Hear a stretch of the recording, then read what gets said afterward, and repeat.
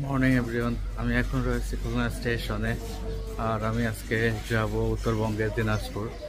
So আর কিছুক্ষণ পরে আমার ট্রেন এই প্ল্যাটফর্মে এসে দাঁড়াবে আর এখান থেকে আমার যাত্রা শুরু হবে। তো টাইম ছিল ট্রেন ছাড়ার 7:15।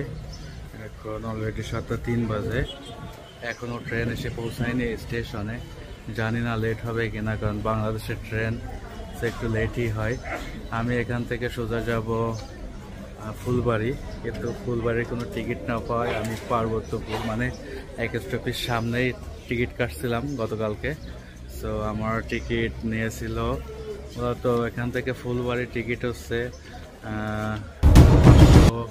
75 টাকা, যেহেতু ফুলবাড়ি না আমার পার্বত্যপুর। তো আমার টিকিট হচ্ছে এটা 495 টাকা নিয়েছে আমার টিকিট মূল্য। তো আর কিছুক্ষণ পরে আশা করি ট্রেন এই প্ল্যাটফর্মে এসে দাঁড়াবে আর এখান থেকে আমার যাত্রা শুরু হবে। তো অবশ্যই আমি শেয়ার করব যে ট্রেন ভ্রমণ কেমন ছিল আমার আর কত সময় লাগে। তো সব কিছু আজকে বিস্তারিত আমি এই ব্লগে আপনাদের মধ্যে শেয়ার করব।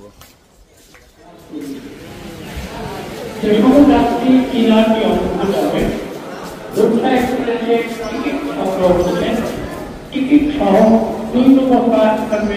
অপেক্ষা করুন। রূপসা এক্সপ্রেস আর অল্প সময়ের মধ্যে আজকে যে ট্রেনটিতে ভ্রমণ করতে যাচ্ছি সেই ট্রেনটি দেখতে পাচ্ছেন এই স্টেশনে এসে দাঁড়াবে। আর সেই ট্রেনটি আসছে যে ধীরগতিতে, আর এই ট্রেনে করে এখান থেকে আজকে আমার যাত্রা শুরু হবে। যেহেতু ট্রেনটি ছাড়ার কথা ছিল 7:15, কিন্তু অলরেডি এখন 7:16 বাজে, 1 মিনিট লেট। আর এখান থেকে এখন যাত্রী নিয়ে জানি না কত সময় ওয়েট করবে, হয়তো বা 7:30 থেকে 8টার ভিতরে ট্রেনটি ছেড়ে যাবে। আজকে এই ট্রেনে করেই আমার যাত্রা শুরু হবে খুলনা টু চিলাহাটি। আর এটি হচ্ছে রূপসা এক্সপ্রেস। তো আমার টিকিট উমবগিতে কত নম্বর 89 নম্বর সিট। তো আমি আস্তে আস্তে দেখি বগিটা খুঁজে আমি ভিতরে প্রবেশ করব। প্রথমে এসি কেবিন, তারপর মনে হয় লোকাল যেগুলো এইভাবে সাজানো। তো যেহেতু আমার বগি, আমি যে আমার বগি আমি পেয়ে গেছি, এটা হচ্ছে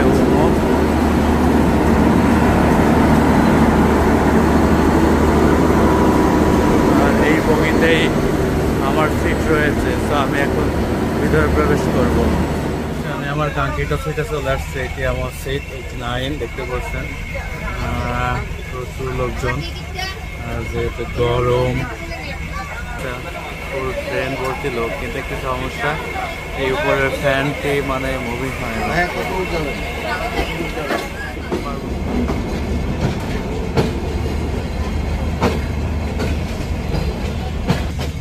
ট্রেনটি খুলনা থেকে ছেড়ে দিল, এখন বাজে 7:31। আর এটি চিলাহাটির উদ্দেশ্যে রওনা করছে। জানি না কত সময় লাগবে, তো অবশ্যই আমি আপনাদের শেয়ার করব। আর আমার পিছনেই রয়েছে আমার সেই বগিটি দেখতে পাচ্ছেন, এটি আমার বগি, আমি একবার লাস্ট সিটে। এটি সেই বগি, আমার সিট একবার লাস্টে, কিন্তু আমার মাথার উপর যে ফ্যান সেটি সমস্যা অনেক। আর একবারে আমার পিছনে বাথরুম। তো একবারে আমার সিটটা এই কর্নারেই পড়ছে। আর এখান থেকে আমরা যাত্রা শুরু করেছি। তো অবশ্যই ট্রেন জার্নি আগে করছি, তো উত্তরবঙ্গের ট্রেন জার্নিটা প্রথম, যাই হোক। তো আমি আমার অভিজ্ঞতা আপনাদের শেয়ার করবো কেমন ছিল আজকের জার্নি। তো অবশ্যই সাথে থাকবেন এবং আমার ভিডিওটি দেখবেন। আর ভিডিওটি যদি ভালো লেগে থাকে তো অবশ্যই লাইক, কমেন্ট এবং শেয়ার করতে ভুলবেন না।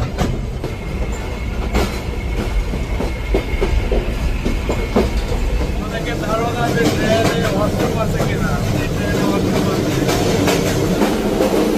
আছে, ট্রেনে হোয়াটসঅ্যাপ হচ্ছে না। আর এটি মূলত ট্রেনের হোয়াটসঅ্যাপ, যাই হোক বেশি পরিষ্কার না, কিন্তু চলে মোটামুটি। এটি হচ্ছে ট্রেনের হোয়াটসঅ্যাপ। আর ট্রেনের মাঝখানে যে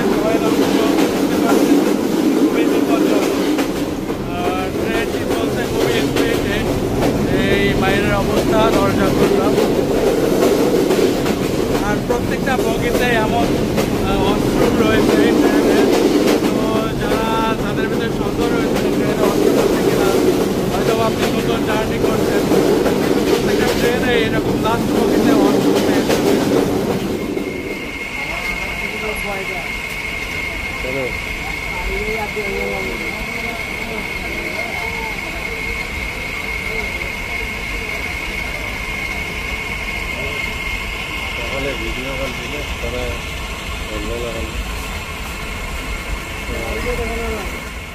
আমি খুলনা থেকে মাত্র এসে পৌঁছাইলাম ফুলবাড়ি স্টেশনে। আর খুলনা থেকে আমি ট্রেনে চড়ছিলাম 7:36-এ, আর এখানে এসে পৌঁছাইলাম 4টায়।